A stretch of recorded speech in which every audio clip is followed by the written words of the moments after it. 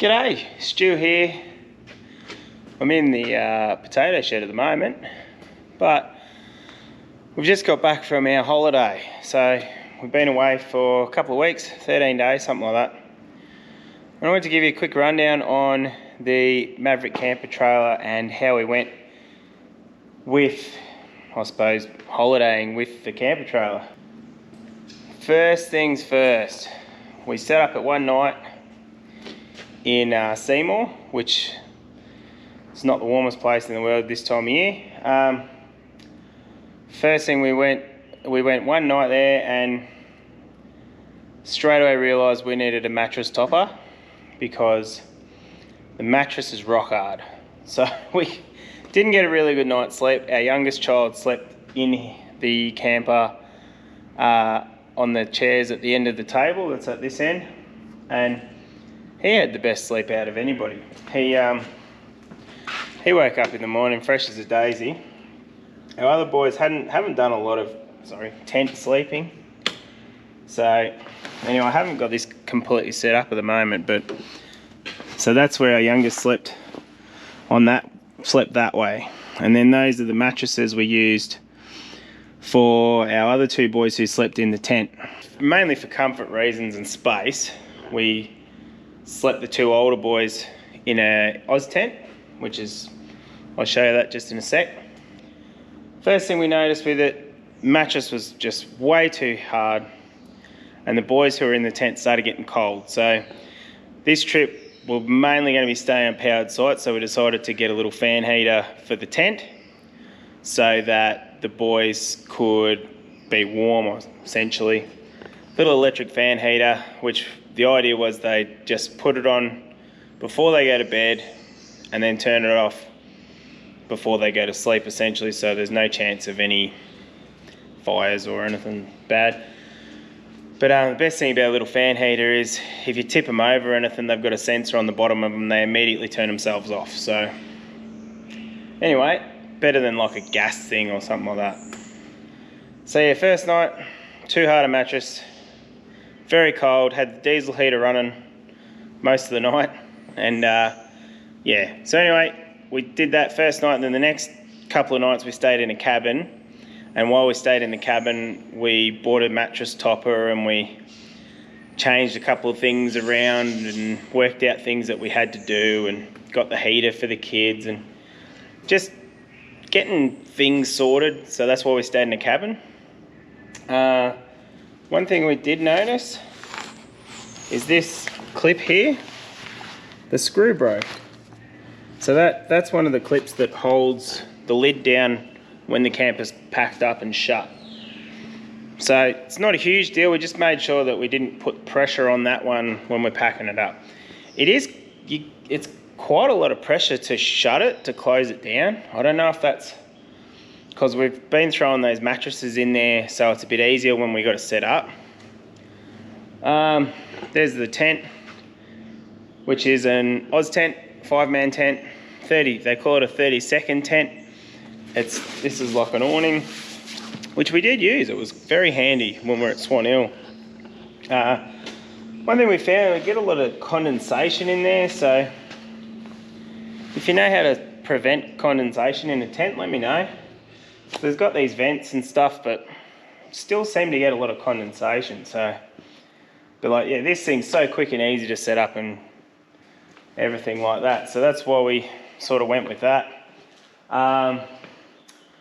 The camper did end up setting up the hot water service that comes with it, and I was a bit reluctant at first because I didn't know how it would go and I didn't know how long it would take, which is in there. Once I set it up the first time, it's like a 5-minute job. So I don't know why I was reluctant, probably because I've never used one before. I was a bit funny about it, but once I set it up and everything, it works brilliantly. Takes a little while for the water to warm up because it's got to travel from there right through to there, which I kind of think if they had somewhere at the back to mount it rather than the front, you'd have less distance for the hot water to travel from the hot water service to the tap. which would mean the water would heat up quicker and you wouldn't lose as much heat. So that's one thing. We bought this waterproof bag to stick on the roof rack, and I modified the roof rack to fit the Oz tent on it. That's where I put the roof for the awning and stuff for when we were set up. I found the brakes, the electric brakes, towards the end of the trip, I think just because they were new, they'd bedded in a bit better and everything by the end of the trip. The start of the trip, I had them really cranked up just to get them to work, and by the end of the trip I'd really significantly backed it off. So I'm guessing the more they were used, they just bedded in a bit and got better. The handbrake wasn't adjusted properly and just needed a bit more to get it going, so that it would actually stop it from rolling away on us. The Mick hitch, I like it. I really like the Mick hitch. It's as long as that uni section in it will last and is strong, the hitch is brilliant. I really like the way it goes on. It's got two actions to hold it to your vehicle. It's got the screw and the pin, and I think that's a brilliant idea. So am I happy that I bought this camper? The first night when we had it, I was starting to think, oh my goodness, the kids are complaining, I'm thinking, what have I done? Once we got a few of the comforts that were a bit off sorted out, and everyone sort of settled in a little bit to what we were doing, and it was a different way of camping, different way of since we've been, how we've usually holidayed. We were towing a 22-foot caravan around that was my father's, and it was a different setup. A muck mat was a brilliant thing to have, and then once we sort of got used to it and started settling into it, it was brilliant. Loved it. I think once you get used to it and you start working out how to use it, it's really good. The first time we set up the full setup, so that was the camper, awning, tent, floor covering, everything. The first time we did that was just over an hour to set up. So we didn't put the full annex on, no walls, just the roof. But yeah, so that, and so the roof and the tent and everything was just over an hour for us to set up, which I thought was pretty good, considering we'd never done it before the full setup. One thing I really noticed with this over the caravan that we used to tow was the wind and stuff doesn't affect the vehicle. Like with the old caravan, you'd be traveling along and there's a truck coming the other way, and you hold on because you know that the wind from the truck's going to make the caravan move. This didn't do that at all. A truck had come past, you wouldn't even notice. I'd find myself bracing, waiting for the wind to push us, and it just wouldn't happen. So there's pros and cons to everything. You don't have the indoor space you do in a caravan, especially a big caravan, but you don't have to tow that big monstrosity of a thing. They are fairly heavy for a camper trailer, but for what you're putting in it, what you have with it, you can understand why it's heavy. But yeah, anyway, so far, after our first trip, very happy.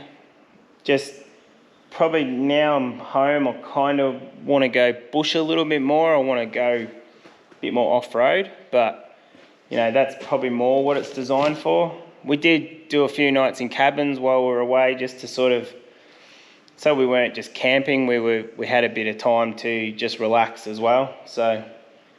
But yeah, all in all, it's been really good. So anyway, hopefully we'll do some more videos in the future when we get to use it, and I'll get a bit more content going on YouTube. Hopefully I was just lacking a bit of motivation in the old video world at the moment, just too much other things going on. So yeah, a couple of things I would recommend. Definitely get a muck mat or something to wipe your shoes or take your shoes off in before you get in. Oh, and the television, I got a fold-away antenna, and that thing was brilliant. The only thing is I found that the booster, because I bought it with the booster actually made the reception worse.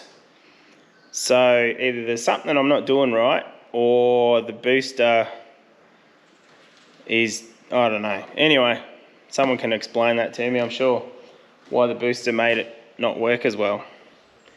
Anyway, I've got to pack up this tent and I've got to pack up this camper and get going, because I've got a guy coming to pick me up. So we better get moving.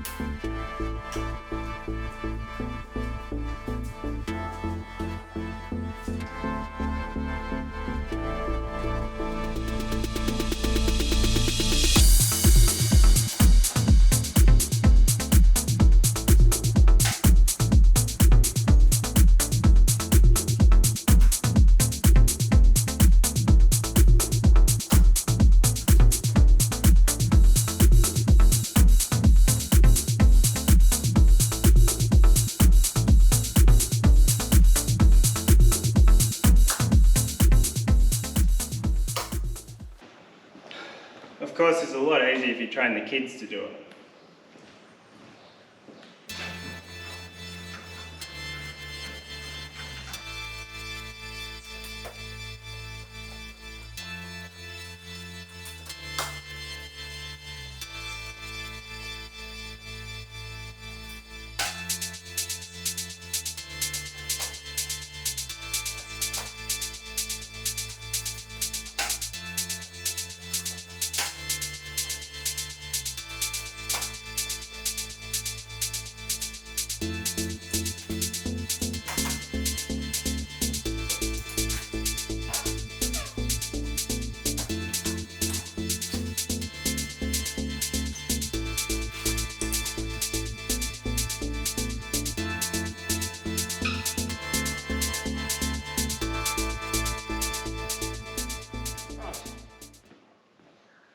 That's pretty much it. So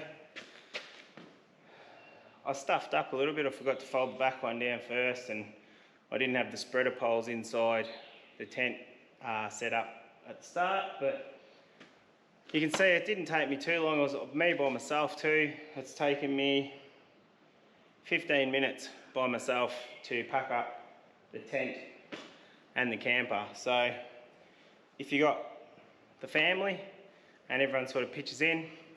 Doesn't take that long at all, really.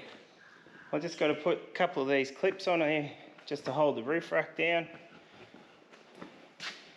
which is just these here.